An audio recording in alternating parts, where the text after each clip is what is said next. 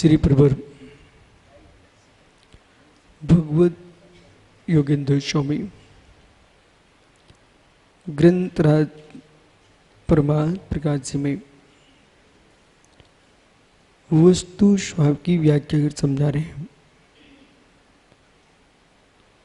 मोक्ष मार्ग, मोक्ष मार्गी, मोक्ष उपाय और मोक्ष उपेय। मोक्ष मार्ग, मोक्ष मार्गी, मोक्ष मोक्ष का फल, रत्नात्रय धर्म मोक्ष मार्ग है। कर्म शून्य दशा मोक्ष है और अव्यावह सुख की अनुभूति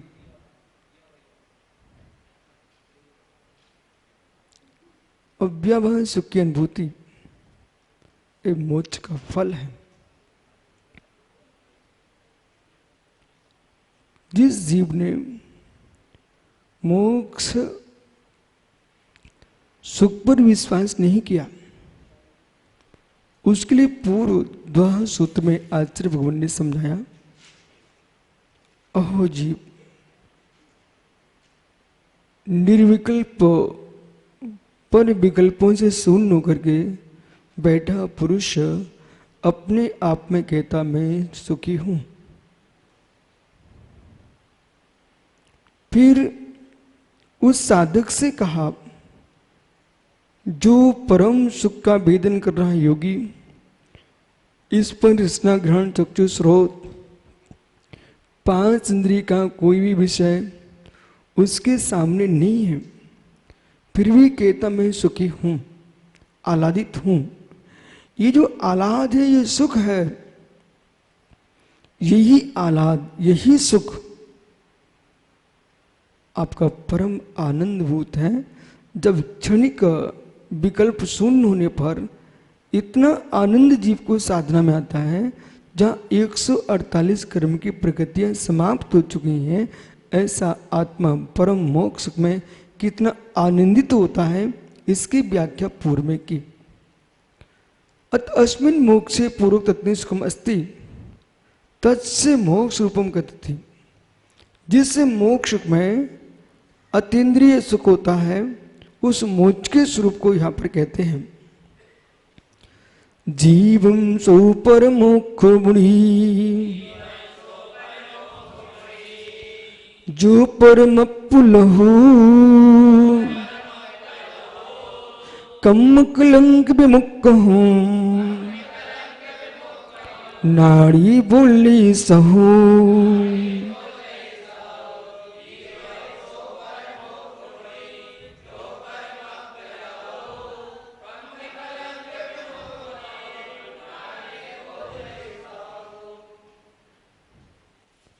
जीवों से परम मोक्ष, वह जीव के लिए परम मोक्ष है। वो कौन सा है? मुनि जो परम पुलाहु, उसे तुम मोक्ष का परम सुख समझो, जिसमें परम लाभ की प्राप्ति होती है। वो कैसा मोक्ष है? कम कलंक विमुक्त, जहां कर्म कलंक से शून्यता है। बोले साहू नाड़ी, ऐसा ज्ञानी साधु पुरुष उसे मोक्ष कहते हैं, जहां पर कर्म कलंक का अभाव है और परम सुख का लाभ है। कर्म कलंक का अभाव है और परम सुख का लाभ है, उसे ज्ञानी साधु पुरुष मोक्ष कहते हैं। अब जीव को कर्म कलंक से भय है। ये वचनात्मक है, ज्ञानात्मक है कि अर्थात्मक है? मैं मोक्ष जाना चाहता हूं, कर्म कलंक से डर लगता है, ऐसा श्रेणी एक कहने वालों की बातें हैं। मुझे डर लगता है संसार में, सुनिए ध्यान से, बहुत गहरे में जाके। गृहस्थी से डर लगने लग गया है, साधु बनने का मन करने लग गया है, ये मोक्ष मार्ग नहीं। गृहस्थी से डर लगने लग गया है, साधु बनने का मन करने लग गया है, ये मोक्ष मार्ग नहीं। गृहस्थी से तो आदमी थक करके भी डरने लगता है, गृहस्थी से तो आदमी भयभीत होने लगता है, घर के विकल्पों से परेशान होके साधु बनना चाह रहा है। डर लग करके साधु बनने जा रहा है कि कर्म बंद से भयभीत होके साधु बनने जा रहा है। कर्म बंद से भयभीत हुए हो कि आपको घर में डर लगने लगा,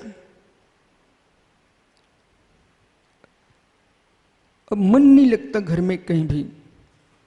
तो घर में मन कहीं भी आपको नहीं लग रहा है, तो क्यों नहीं लग रहा है? आपके घर में भाई बंधुओं से झगड़ा होता है इसलिए नहीं लग रहा है? कि आपके घर में भोजन पानी की व्यवस्था ठीक से नहीं रही इसलिए मन नहीं लग रहा है? या फिर आपके लोग घर में आपको प्रेम नहीं देते इसलिए मन नहीं लग रहा है? या आपके सिर पर ऋण है इसलिए घर में मन नहीं लग रहा है? या फिर आपके शरीर में भोग भोगने की शक्ति समाप्त हो चुकी है इसलिए मन नहीं लग रहा है? क्या हेतु, तुम्हारा मन क्यों नहीं लग रहा है? या फिर साधु मार्ग में राग आ गया है इसलिए मन नहीं लग रहा घर में?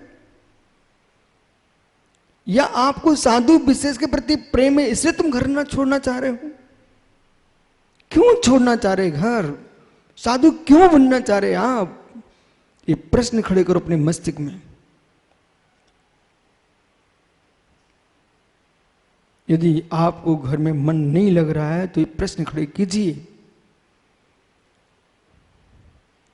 जिस व्यक्ति को घर में मन नहीं लग रहा है वो साधु बनने जा रहा है।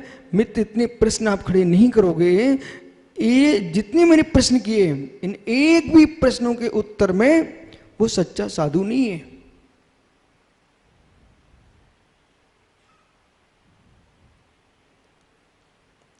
भयभीत होके भागने में आनंद आ ही नहीं सकता। भयभीत होकर के भागने में आनंद आ ही नहीं सकता है। विश्वास रखिए, भयभीत होकर के भागने में आनंद आ ही नहीं सकता है। जिस हेतु से तुम भयभीत होके भागे हो, जिस हेतु से भयभीत होके भागे हो, उस भय के हेतु हट जाएंगे तो तुम वही भोग भोगोगे। माना कि तुम्हारी धर्म पत्नी आपको अच्छे से बात नहीं करती है इसलिए आप छोड़ के घर भाग रहे हो, और कहीं मार्ग में आपको कोई दूसरे की पत्नियां दुलार से आहार देने लग गई, उनमें तुम्हारा राग बन गया तो तुम उनके साथ चले जाओगे। क्योंकि आपको तो प्रेम नहीं मिल रहा था इसलिए तुम भागे हो ना। तो प्रेम मिलने लग गया, तुम फिर से उनके साथ चले जाओगे। इसलिए जिसके घर में प्रेम नहीं मिले वो साधु ना बने। समझिए मैं क्या बोल रहा हूं। इधर देखो मित्र, वैज्ञानिक तार्किक दृष्टि समझो। पीयूष, बल्ब फ्यूज हो गया इसलिए नहीं जल रहा कि करंट नहीं आ रहा इसलिए नहीं जल रहा? दो प्रश्न खड़े हैं। प्रकाश दोनों से नहीं मिल रहा है लेकिन दोनों का हेतु एक नहीं है। चक्रेश बल्ब फ्यूज हुआ है इसलिए नहीं जल रहा कि उसको करंट नहीं मिल रहा इसलिए नहीं जल रहा।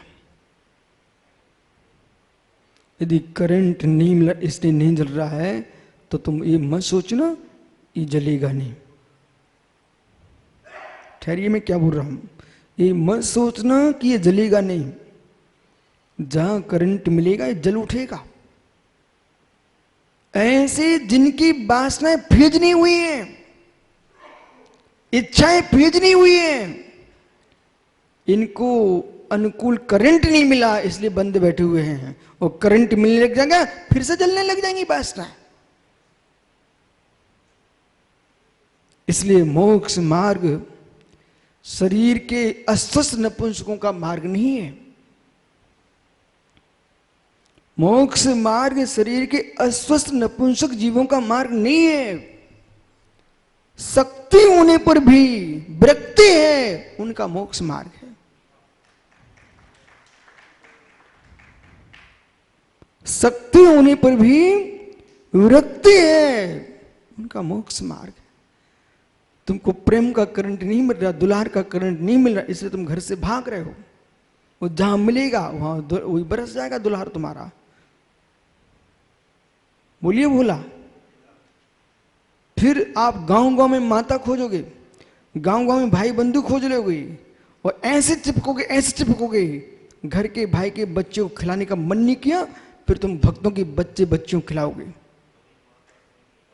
और फिर तुम्हारी भाषा बदल जाएगी।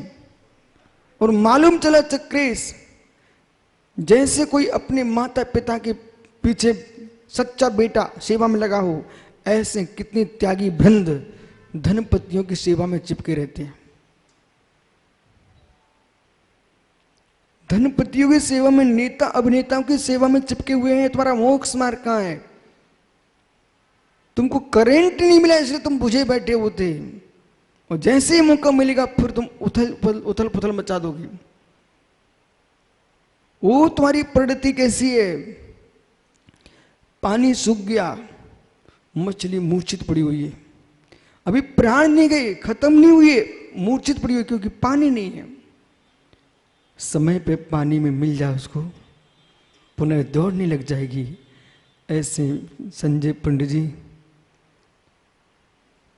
पानी नहीं मिल रहा वासनाओं का, इसलिए व्यक्ति अपने आप को वैरक्त माने, अथवा शरीर की शक्ति छीड़ हो चुकी है, इसलिए वैराग्य जीव देख रहा है।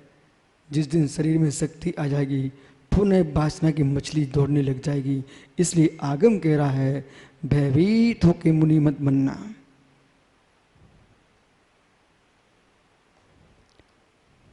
किससे डर रहे हो? घर से डर के मुनि बनने जा रहे हो? किससे डर के साधु बन रहे हो?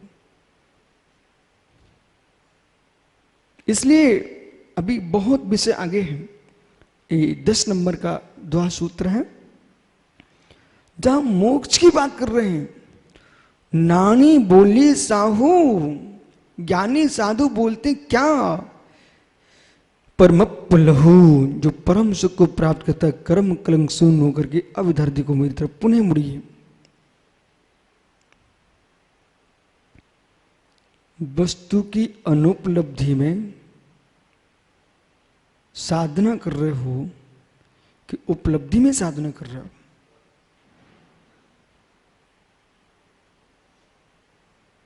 अनुपलब्धि में साधना मत कीजिए, उपलब्धि में साधना कीजिए। उपलब्ध पर साधना कीजिए, अनुपलब्धि में तुम रोज आओगे। श्रेणी 50 का नोट रोड पर घूम गया तुम्हारा, क्या मन में विकल्प नहीं आएगा? 50 का नोट तुम्हारी जेब से गिर गया तो क्या मन में विकल्प नहीं आएगा? आएगा ना। 50 के नोट से घर में तुम फल लेके पहुंच गए तो क्या विकल्प आएगा? यदि फल लेके पहुंच गया है तो ये मुस्कुरा के अपनी धर्म पत्नी को सौंप देगा, ये फल लेके आया हूं। और कहीं बिना फल लिए जेब से गिर गए 50 का नोट, तो मित्र तुम्हारा चेहरा उदास होकर घर में पहुंचेगा, उदास होकर पहुंचेगा। ध्यान दो सर्वह सागर जी, 50 का नोट मात्र क्षणिक का गिरा तो चेहरा उदास, यदि फल लेके पहुंचता है तो चेहरा प्रसन्न दिख रहा है। बोले क्योंकि फल लेके, पत्नी से बोलता है फल रख लीजिए, ठहरो ठहरो। बिनी साधना के क्षेत्र में आप ऐसे चले कि रोड पर 50 का नोट गिर गया। साधना के क्षेत्र में ऐसे चले कि मार्ग में 50 का नोट गिर गया, घर में चेहरा कैसा होगा? साधना के क्षेत्र में ऐसे चले, रोड पे 50 का नोट गिर गया, संयम सुनते जाओ। 50 का नोट गया, तुम कैसे घर पहुंचोगे? जरा उदास होगा बुद्धू कुमार भैया। क्या आप समझ रहे मैं क्या बोल रहा हूं? अभाव करके साधना करना जैन दर्शन में मार्ग नहीं है। वो सभी मुमुक्षु ध्यान से सुने। अभाव करके, अभाव करके, भाव का अभाव करके, भाव का अभाव करके, भाव का अभाव करके आनंद नहीं आ सकता।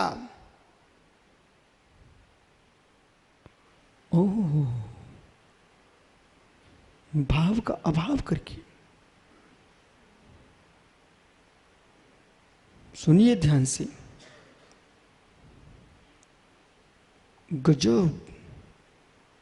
जितने वैरागी यहां बैठे हुए हैं, यही नहीं ढाई दीप में, उन्हें विषय समझना चाहिए। हो सकता है वैराग्य हो, तत्व चिंतन ना हो, तत्व चिंतन ना हो।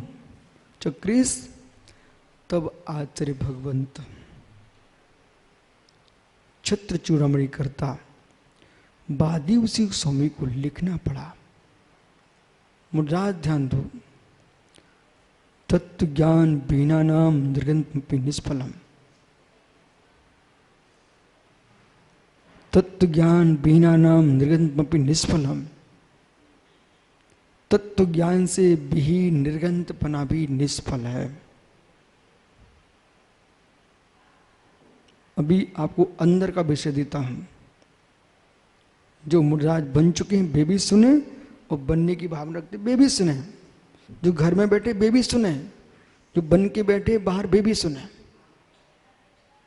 अब विषय पकड़ना। तत्व ज्ञान बिना नाम निर्गंतमपि निष्फलम।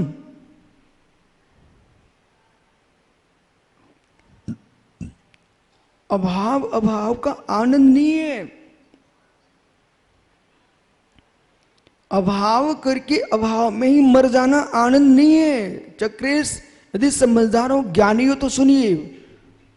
बुद्धि वैकल्प तो नहीं हुआ ना आपका, तो सुनो फिर मैं क्या बोल रहा हूं। अभाव अभाव में ही आनंद नहीं है। अभाव करके सद्भाव देखता तब अभाव करने खड़ा होता है, वो आनंद में होता। मैं कहां से बोलूं आपसे। यदि प्रकाश मोदी ने, महावीर बाकलीवाल जी ने अपने शरीर की एक बूंद का व्यय किया, अभाव किया है, थक जाएगा व्यक्ति। बेटे, तुम्हारे पिता ने शील संपत्ति का क्षय करके तुम्हें जन्म दिया है। एक शरीर की बूंद का अभाव शरीर से किया है। उनको संतान का सद्भाव दिख रहा था, इसलिए आनंद आया। एक किसान ने अपने हाथ की मुट्ठी के दाने का अभाव किया, उसको सद्भाव दिख रहा था अगली फसल का।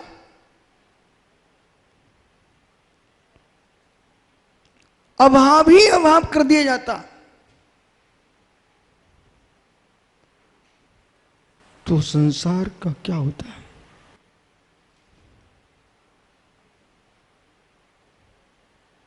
$50 का नोट सड़क भाई साग मंडी लेके गया है। ऐसे रोज 50 का नोट दे के आता, घर उड़ जाएगा भाई का।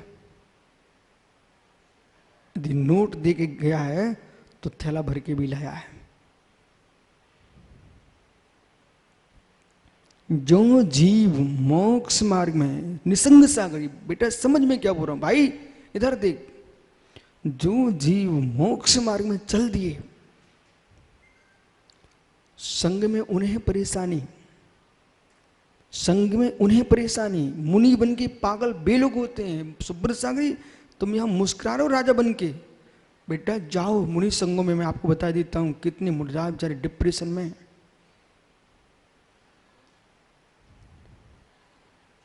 डिप्रेशन में पागल हो रहे हैं, संग छोड़ छोड़ के भाग रहे हैं। और कोई व्यक्ति जाए उनके पास, ब्रह्मचारी बोला गया, बोले महाराज जी मैं दीक्षा लेने जा रहा हूँ। अरे क्यों तू दीक्षा लेने जा रहा, घर में रहो अच्छे से। इसका मतलब समझिए, एक मुनिराज ऐसे शब्द का प्रयोग करें कि क्यों दीक्षा लेने जा रहा है, घर में रहो अच्छा है। मतलब ये अभाव तो कर बैठे, सद्भाव नहीं पा पाए।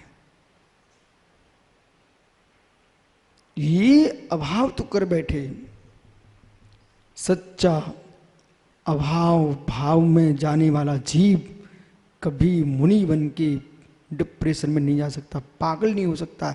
दुनिया के पागलपन को छुटाने वाला पागल कैसे हो सकता है? जिन जीवों ने बीच की वस्तु पकड़ी जो कि पराधीन थी, वो मुनि बन गए, उन्हें पागल होना ही पड़ेगा। साधु बन गए, उन्हें पागल होना ही पड़ेगा। बोले क्या?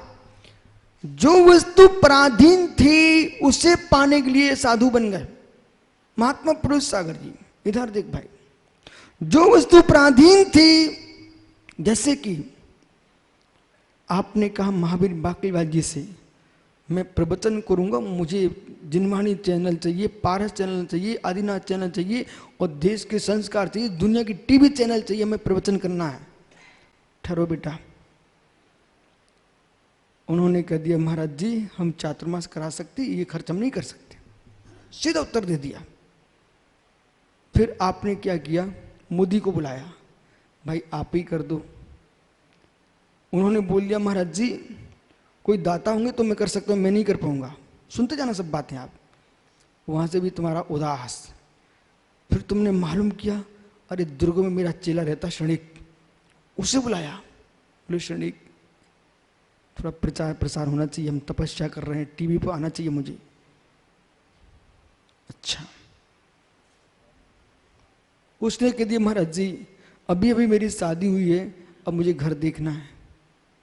लो उदास। विषय पकड़ना, विषय पकड़ना। बीच के सद्भाव में जीने वाला साधु वो पराधीन पराश्रित भाव का आनंद लेने के लिए साधु बन गया। अब ये था पराश्रय भाव। पाकलीवाल से बोला, प्रकाश मोदी से बोला, श्रीडिक से बोला, इन लोगों के पास अपनी अपनी विषमता थी, उन्हें अपनी असमर्थता व्यक्त कर दी। अब सुनना। फिर विशुद्ध सागर ने देखा, प्रभु सागर उदास क्यों है आज, चेहरे पर उदासी क्यों भाई? बोले एक पेपर वाले से बोला था, चैनल वाले से बोला था, सबने मना कर दिए। मैंने इतनी तपस्या की, इतनी उपवास किए, इतनी साधना की, पर कोई मेरी सुन ही नहीं रहा है। न पेपर में छाप रहा है, न टीवी पे दे रहा है, न इलेक्ट्रिक मीडिया में जा पा रहे हैं, न हम कागज की मीडिया में जा पा रहे हैं। हम क्यों भूखन मर रहे हैं? मित्र, इसलिए तुम भूखन मर रहे हो क्योंकि तत्व ज्ञान बिना नाम निर्गन पपि निष्फलम। रेस में जाइए चक्रेश। जो जो जीव साधना मार्ग से दूर भगा है, उसको जो मिलना चाहिए उसको पास था नहीं। अभाव तो कर बैठा, और सद्भाव भी देखा तो उसका देखा जो पराश्रयी भाव था। ब्रज कुमार भैया, मित्र इस पर लक्ष्य रखो, लक्ष्य ठेवा, लक्ष्य ठेवा। मित्र अभाव तो कर बैठा, और जहां उसको पाना चाहिए थे पराश्रयी भाव पर अपना भाव रख बैठा। जो लौकिक प्रभावना थी, इसमें दूसरे से हाथ जोड़ना पड़ रहा था। अब देखना मोदी जी, आप कहीं मुनिराज बन गए, चिल्लक जी बन गए, मुनिराज बन गए, दीक्षा ले लिए। मित्र आज का प्रवचन अपने पास रखवा लेना। बोले गुरु जी ने कहा था। बोले क्या पकड़ रहे? मैं क्या बोल रहा हूं? अभी एक विषय छोड़ के रखूं बीच में, एक विषय को मैं बचा के रखूं बीच में भी बोलता हूं। अभाव कर बैठा, सद्भाव पा रहा था, जिसमें नहीं था सद तेरा। सद्भाव पा रहा था, जिसमें नहीं था सद्भाव तेरा। अभाव कर बैठा मतलब अपने गृहस्थ जीवन का अभाव कर बैठा। ठीक है, अब आपको लगा कि लोक में मेरी प्रभावना होना चाहिए। अब लोक की प्रभावना द्वैतभूत है, और द्वैतभूत कैसी लोक की प्रभावना? एक आपके यशा कीर्ति नाम पर टिकी हुई है, नामकर्म की प्रकृति। दूसरे सहयोग करने वालों का साथ चाहिए, वे दोनों तुम्हारे पास है नहीं है। यशा कीर्ति नामकर्म का उदय भी नहीं है और कोई बाहर का सहयोगी भी नहीं है। अब ऐसे काल में निर्मोह सागर जी क्या करेगा जीव? या तो दूसरे के फोटो देख करके रोएगा, दूसरे की तस्वीरें देख के देखे रोएगा, दूसरे के प्रभाव में देख के रोएगा। ये हुआ क्या है कि जिनने तुमको दीक्षा दी, या तो उनने बताया नहीं, या तुमने जानना नहीं चाहा। ये बीच का जो स्थान था, बीच का स्थान था। प्रकाश भैया, कभी ना कभी आप तेल पिलाने तो पिलाने गए होंगे, और तेल पिलाते समय घानी में सबसे पहले तेल नहीं निकलता, वो काला छिलका हटता है। काला छिलका हटता है, अंदर की लाल हटती है तिल की। इसके बाद बीज से तेल निकलता है, बीज से तेल निकलता है। यदि वो काला छिलका साथ में रह गया, घी की मरी, तिलहन का काला छिलका, ये वस्तु के जो सार था उसे बर्बाद कर देंगे। तो साधक ने क्या किया? उसे इतना ही मालूम था कि दीक्षा लेते ही बाहर में ये प्रभाव ना करना, ये करना, वो करना है। तो अब वो पवन पुण्य का नियोग चाहिए, पवन लोक का सहयोग चाहिए। अब पुण्य का योग है नहीं है, लोक का सहयोग है नहीं है, वो तुम पा नहीं पा रहे हो। अब तुम अकेले बैठे हो, मात्र अकेले। इधर क्या हुआ? तुम्हारे साथ जिन जिन ने दीक्षा ली थी उनका पुण्य का नियोग था, लोगों का सहयोग था, सो बाह्य प्रभावना प्रचंड फैल गई। उसे देख करके आपके मस्तिष्क की नसें सूखने लगी, उस साधु की मस्तिष्क की नसें सूखने लगी, और प्रपंच देख करके सोचता है, हाय मैंने घर भी छोड़ा, यहाँ कुछ भी दिखाई नहीं देता। बेटा ऐसा तुमको क्यों करना पड़ रहा है? क्यों तुम सूख रहे हो? क्योंकि आपने अभाव किया, सद्भाव का ध्यान नहीं दिया, और जिस सद्भाव का ध्यान देना चाहिए था उस सद्भाव का तुम्हें ज्ञान नहीं है। छोड़ के नहीं भागना चाहिए।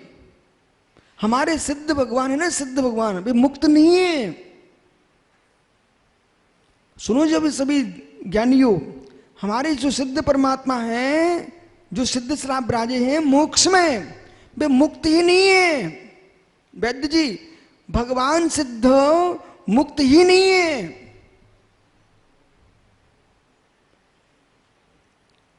इसलिए वे आनंद में है,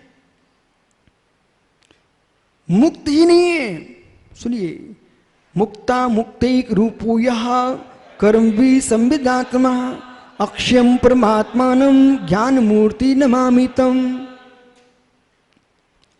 बद्ध कुमार भैया, मैं स्पष्ट कहूं, ये सुब्रत सागर बैठे, इनके सब गुरु भाई यहाँ बैठे हुए हैं, आप सब ब्रह्मचारी गण हो, श्रावक हो। आप मेरी समाधि के बाद ये नहीं कह सकते हो कि गुरुजी ने छल लिया था, कुछ बताया नहीं। मैं आपको सब बता के जा रहा हूं। अब सुनिए, मैं सिद्ध भगवान की बात करूं, मुक्त ही नहीं है। जो मुक्त ही सिद्ध होते हैं उन्हें तो मैं मानता ही नहीं हूं। कोई भी सच्चा मुनि तो छोड़िए, जैन ही होगा ना सच्चा, वो मुक्त ही सिद्धों को नहीं मानता। सड़क समझ में आ रहा? कुछ नहीं आ रहा ना? इसलिए बेटा मैंने कहा था समझ ले, नागपुर में भी कहा था समझ ले। समझना बहुत जरूरी है। लोग क्या कर रहे हैं? क्षणिक छोड़ने के लिए भागते हैं, समझ नहीं रहे हैं। जो समझ के बिना छोड़ बैठते हैं उनको पुनः जुड़ना पड़ता है। एक एक शब्द पकड़ना। सिद्ध परमात्मा जैन दर्शन जिसे सिद्ध मानता है वे मुक्त ही सिद्ध नहीं है। माताओं, आपने क्या सुन के रखा अभी तक? सिद्ध भगवान मुक्त है ना? संसारणु मुक्ताश्च, जीव दो प्रकार के, संसारी मुक्त। जो कर्म सहित वो संसारी, कर्म रहित वो मुक्त। सुनिए, इतनी बोलना, कहीं भूल मत कर देना जीवन में। और भाई आप नेता भी हो साथ में प्रकाश मोदी, कहीं बोलने का अवसर मिले तो कभी ये मत बोल देना कि हमारा परमात्मा मुक्त ही है। संसारो मुक्ता सूत्र ने स्पष्ट किया है, कर्मों से मुक्त हैं वे परमात्मा है, कर्मों से युक्त है वो संसारी है। पर ऐसा नहीं, कर्म से युक्त आत्मा भी परमात्मा होता है। यदि कर्म से युक्त परमात्मा नहीं मानोगे तो देशना किसकी सुनी आपने, वाणी किसकी खिरी? कर्म मुक्त की, कर्म युक्त की।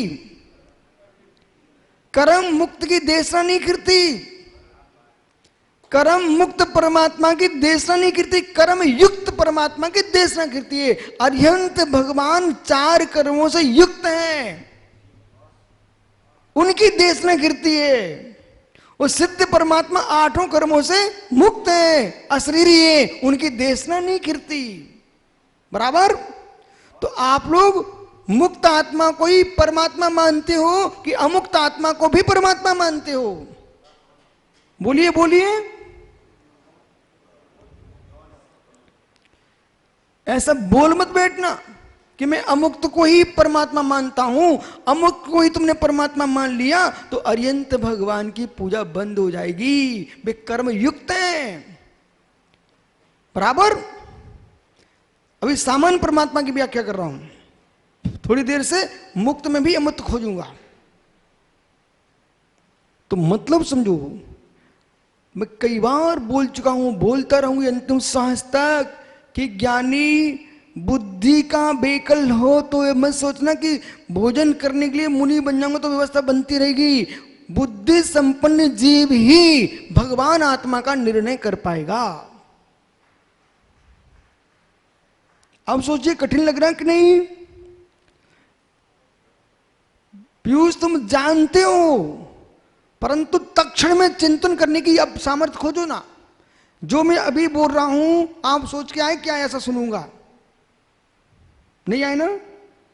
तो क्या आपको नवीनता नहीं झलक रही है?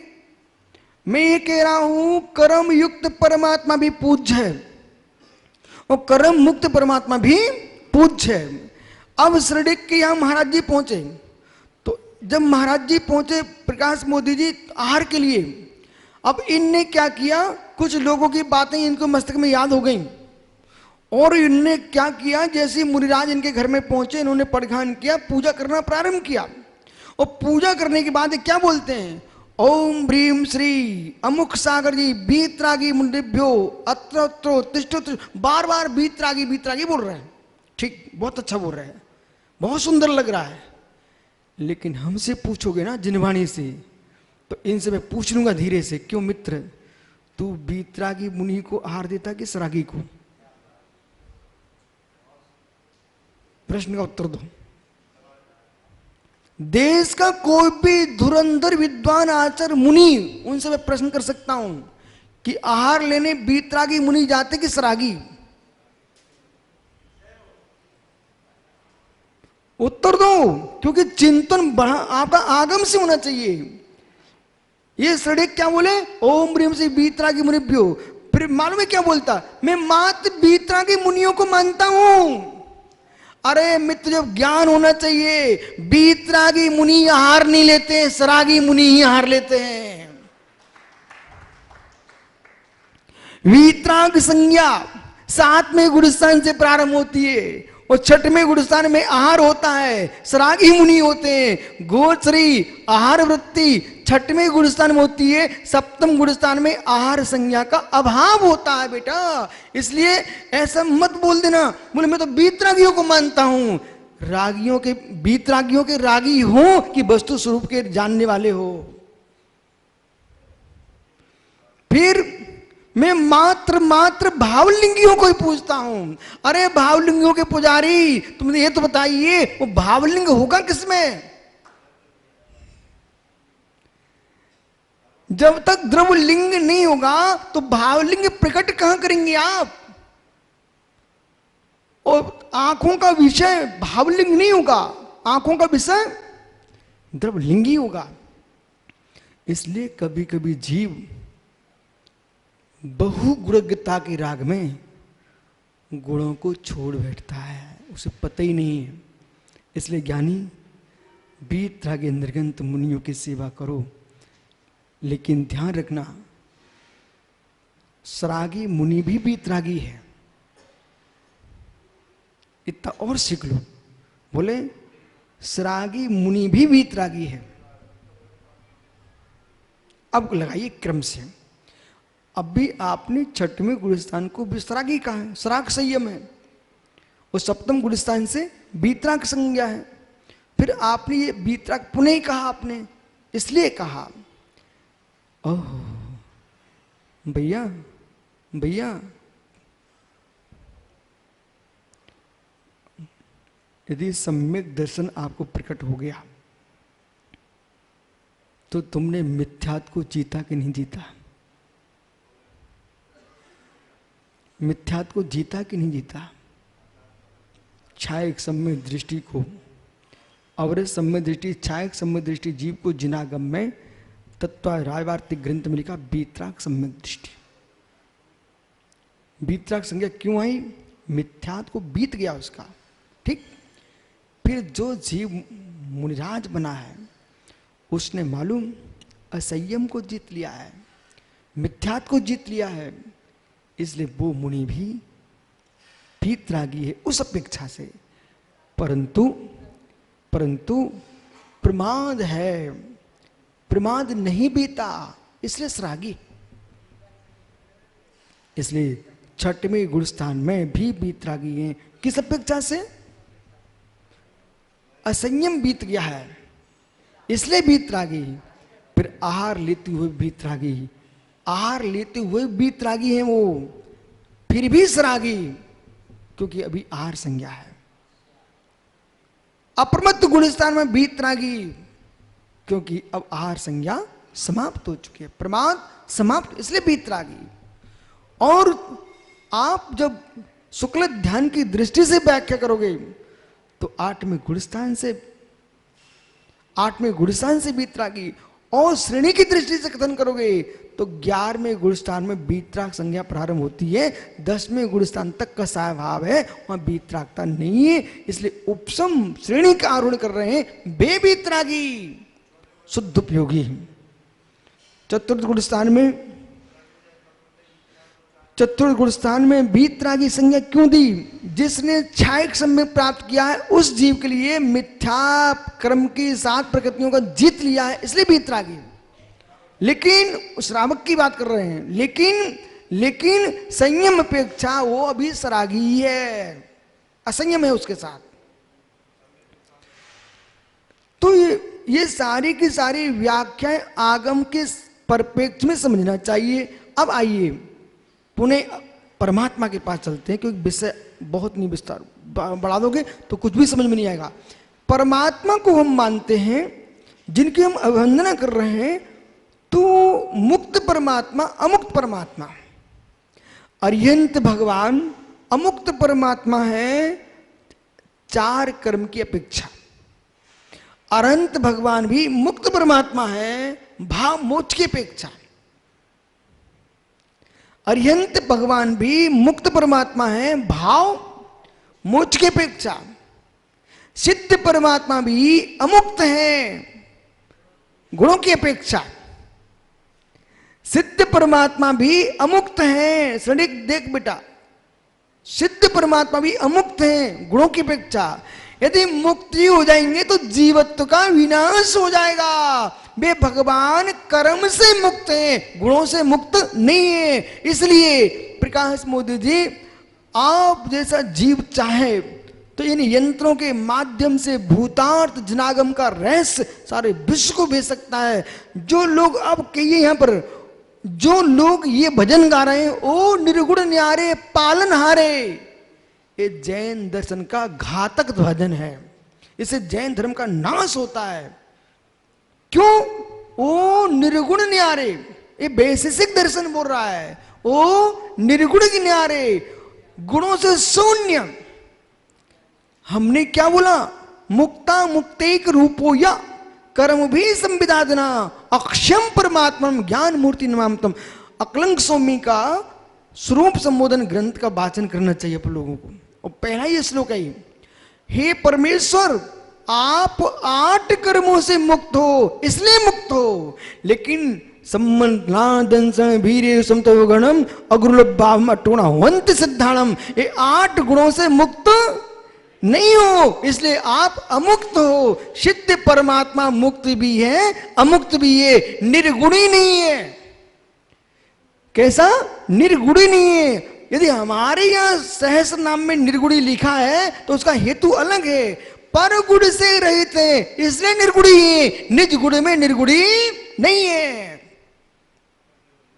इसलिए भजन करने वाले पीयूष भाई, धुनी का आनंद मत लूटो बेटा, दिव्य धुनी पर ध्यान रखो। जो लोग धुनी सुनकर गुनगुनाने लगते हैं मंदिरों में आकर के, धुनी सुनकर करके, तुम धुनी सुन के गा रहे हो, यहां पर दिव्य धुनी का नाश करने के लिए आए हो। आपको बोध होना चाहिए, जब तुम बोलते हो तुम्हारे पास कोई ज्ञान ही नहीं है, इतना अपेक्षा क्या लगाओगे आप? यहां तुम मेरे से बोल रहे हो अपेक्षा लगा लेंगे, ये तो यहां बोलने लगे हो तुम। आप तो ईमानदारी से बोलिए, यदि सच्चे सम्यक दृष्टि श्रावक हो तो बोलिए, तुमने अपेक्षा लगा गाया कभी नहीं गाया? तो मित्र अज्ञान भी मिथ्यात होता है। मोदी जी, मथुरा में मेरा प्रवचन हुआ, एक मथुरा वृंदावन, जो मथुरा में अजितनाथ जिनालय में मेरा प्रवचन हुआ, वहाँ बहुत सारे विद्यार्थी थे, बहुत सारे विद्वान थे, श्रावक थे, पूरे मथुरा के लोग अवाक रह गए। बोले महाराज जी क्या बोल रहे हैं? तो बोले गुरुजी आज समझ में आया मुझे कि हम लोग जैन दर्शन की पढ़ाई करते हुए जैन दर्शन का नाश कर रहे हैं। लोक में क्या कहा है? जैन दर्शन की पढ़ाई कर रहे हैं, और जैन दर्शन की पढ़ाई करते तुम ये बोलो ओ निर्गुण न्यारे। इसलिए या तो आप स्पष्ट करना सीखो, उतना ज्ञान सीखो, भेद विज्ञान कराना सिखा दो। बोलो महात्मा सारस्वत जी, आप कौन से परमात्मा की वंदना करते हो?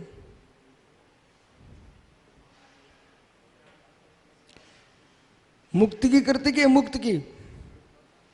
दोनों की करते हो। कर्म युक्त मुक्त और कर्म शून्य मुक्त, गुण शून्य अमुक्त, गुण शून्य मुक्त कि कर्म शून्य मुक्त? गुण शून्य मुक्त कि कर्म शून्य मुक्त?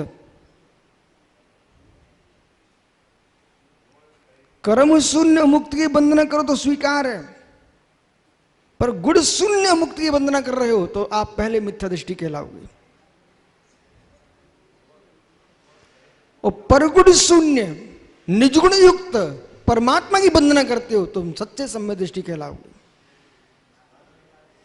मतलब समझना कि अब आप यहां विचार करिए, विचार कीजिए, कपड़े उतार कर मुर्जाज बन के बैठना कितना कठिन है। यहां तो ये कर रहे हैं कि न्याय शास्त्र के परिप्रेक्ष्य में नमस्कार करने के साथ तुम्हें इतना ज्ञान सीखना पड़ेगा।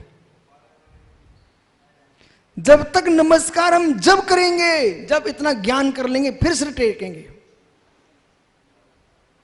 मतलब बंदनी का बोध नहीं है, वो वंदना करने आ गए। पहले बंदनी का ज्ञान करेंगे फिर वंदना करेंगे। इसलिए संजय पंडित जी मित्र, जितने देश में संगीतकार हैं और जैन समाज के बीच में गाना गाने आते हैं, उन सबको तुम कहो कि गाना सीखना तो समंतबद्ध गोस्वामी से सीख के आओ। भजन गाना है, कवित्व करना तो समंतबद्ध गोस्वामी से सीख के आइए। ओहो, आज भारत की भूमि पर नहीं, विश्व के भूतल पर प्रथम आद्य स्तुतिकार वर्तमान में संस्कृत में कोई है तो आचार्य समंतबद्ध स्वामी कवियों में सर्वज्ञता को हासिल किए हैं। स्तुति विद्या उनका महान ग्रंथ है। समझ में आ रहा कुछ? अब सुनो निर्गंते सोदर जी, वो क्या करें, छोड़ के आ गए कि छूट के आ गए? विषय ध्यान रखना कहां चल रहा है। छोड़ के आ गए कि छूट के आ गए? माता पिता में युद्ध चल रहा था, सो बच्चा परेशान था, इसे छोड़ के आ गया कि उनके पिंड छुड़ा के आ गया? छोड़ के आए कि छूट के आ गए? जो भी दिगंबर मुनि होगा, सच्चा साधु होगा, वो कभी भी अभाव करके ही नहीं आएगा, सद्भाव के साथ अभाव करेगा। अब बहुत हो गया, इसलिए मैं स्पष्ट किए देता हूं। सौरभ, भले आप लोक लाज में छोड़ के आए हूं, कोई संवेदना में छोड़ के आए हूं, लेकिन अब तत्व को समझना है। हिमांशु, देख बालक, मन कर रहा था इसलिए आ गए हो कि मन में तत्व का निर्णय था इसलिए आ गए हो? तत्व ज्ञान बीनानाम निर्गंतमपि निष्फलम। निर्मोह सा निर्विकल्प सागर जी, विकल्पों का समन यही होगा, वही विकल्प फलक किए भाई। तत्व ज्ञान बीनानाम, लिख लीजिए डायरी पर, तत्व ज्ञान बीनानाम निर्गंतमपि निष्फलम। तत्व ज्ञान बीनानाम निर्गंतमपि निष्फलम। आचार्य बादीप सिंह सूरी छत्र चूड़ामणि ग्रंथ में लिख रहे हैं, तत्व ज्ञान बीनानाम निर्गंतमपि निष्फलम। तत्व ज्ञान से विहीन निर्गंतपना भी निष्फल है। बोले कैसे? जैसे कि चावल के छिलके कूटने से कोई धान नहीं निकलता, चावल के छिलके, धान छिलके छिलके कूटने से धान नहीं निकलता। चावल तभी निकलेगा जब जिसमें चावल होंगे उस धान को कूटिए। जिसके धान निकल चुका है उस छिलके को कूटोगे तुमको क्या मिलेगा? ऐसे तत्व ज्ञान का धान जिसके चावल निकल चुका है, अब तुम साधना कर रहे हो तो छिलका है। अब यहां बोला समीकरण बिठाइए। हमने ये कहा जैसे सिद्धों ने कर्म छोड़े तुरंत ही 8 गुण प्रकट कर लिए, आनंद में है। अनंत गुण प्रकट कर लिए ना, आनंद में है। ऐसे ही ये प्रभावना वगैरह वगैरह इन सबका विकल्प छोड़ दीजिए।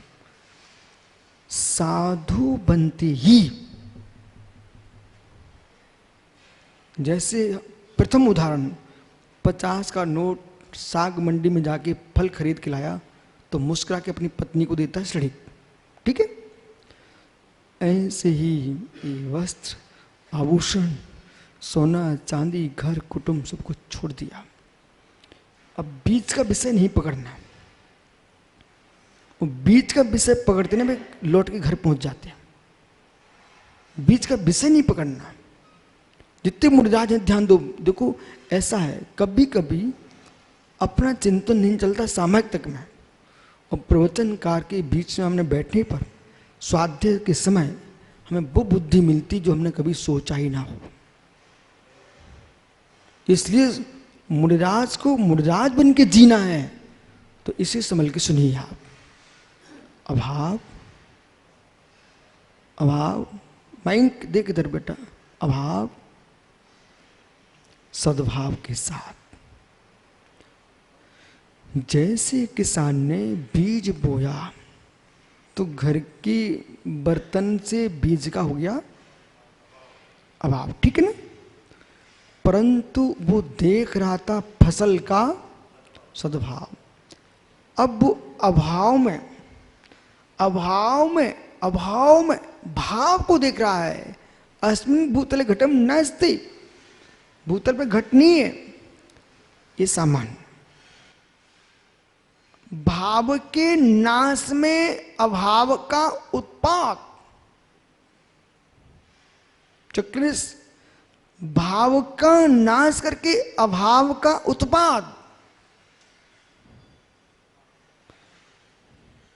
भाव का नाश करके अभाव का उत्पाद दिखेगा सद्भाव, दिखेगा सद्भाव। देखिए, ग्रह त्याग करके सामने तुमने अपने घर का अपने आप में कर लिया अभाव। चलिए, समाधि किए, इस शरीर का किया अभाव। देव पर्याय का है अभी तुम्हारे सामने अभाव, अभाव का दिख रहा तुमको सद्भाव, और जैसे स्वर्ग में पहुंच गए अभाव का हो गया सद्भाव। ठीक, अब तन्मय इतना तुमको निर्णय करना पड़ेगा। इसके बाद अब मैं पुण्य मुनिराज से मिलता हूं। हे मुनीश्वर, जैसे किसान ने दृष्टि में फसल देख ली है, फसल देखी, ऐसे ही जो जीव मोक्ष मार्ग पर चला है, घर छोड़ते ही नहीं चले जाना चाहिए। और जो बाहर पराश्रय भाव था ना, वो तुमको नहीं मिला, सब विषय मैं आपको समझा चुका हूं, उससे दूर हो जाइए।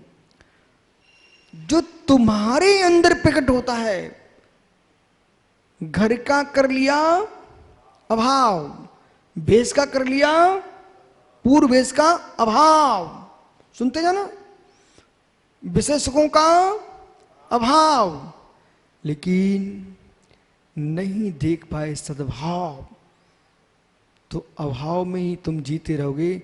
और मालूम फिर ये श्रेणिक बोलता है, ये त्याग, ये त्याग, ये त्याग क्रम से तुम्हारी बुद्धि त्यागी त्याग त्यागी त्याग में चलती रहेगी। तुम अभाव ही करते रहो, अभाव ही करते रहोगे, लेकिन जिसके लिए अभाव किया था उसका आनंद नहीं ले पाओगे। जब तुम छोड़ के आए थे, जब तुम छोड़ के आए थे धन धरती परिवार, तुमको पकड़ लेना चाहिए था उसमें समता भाव।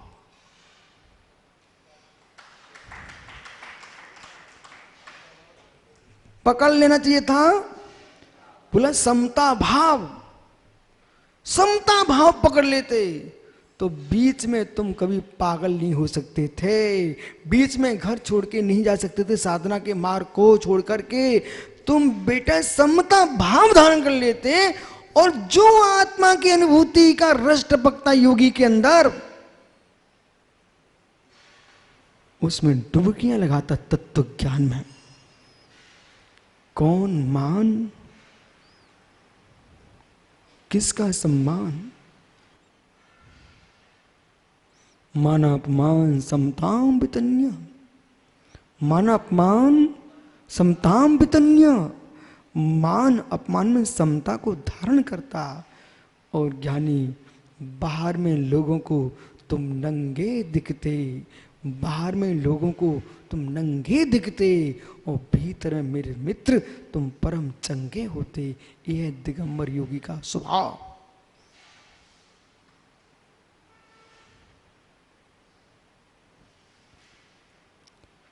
मैं निराश्रय नहीं हुआ, सुनिए ध्यान से, अध्यात्म का निराश्रय समझना चाहिए, अध्यात्म का निराश्रय समझना चाहिए।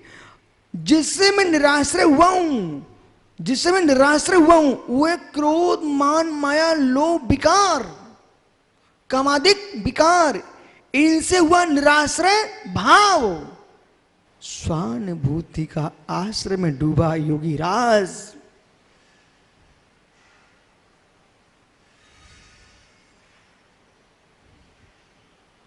बिना आलम्बन के ठहर नहीं सकते आप।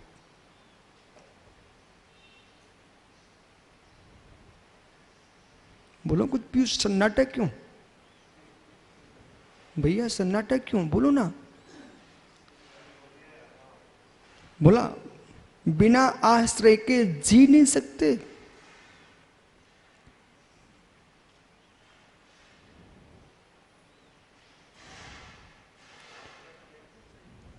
बिना आश्रय के जी नहीं सकते। जैसे किसी के पिता की मृत्यु हो जाए, वो चाचा को आंखें उठा के देखने लगता है, पूरा कुटुंब ही मर जाए तो अपनी आंखों के आंसू को ही आश्रय बना लेता है। अब मेरा कोई नहीं है, ये आश्रय उसके लिए रोना बहुत जरूरी है। तो जब साधु बनाए जीव, साधु बनाए जीव, उस समय कुटुंब परिवार देश सब छोड़ के आ गया। अब तुम पुनः आश्रय बनाओगे तो फिर राग का परिवर्तन हुआ, राग का अभाव नहीं किया, स्थानांतरित कर लिया आपने अपने राग को, नहीं, सबसे दूर होकर के अब लेगा पुण्य आश्रय भाव। किसका? जो जगत का लेता था आश्रय, अब लेगा उसी आत्मा का आश्रय। ये होगा जीव का समाधि तंत्र समय सार।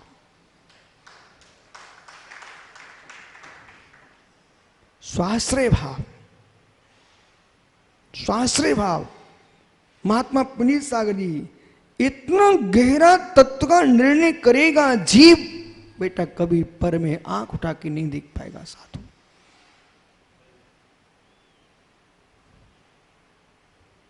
नहीं देख सकेगा। महाराज बनना सरल है ना, मुराज बनना सरल है ना।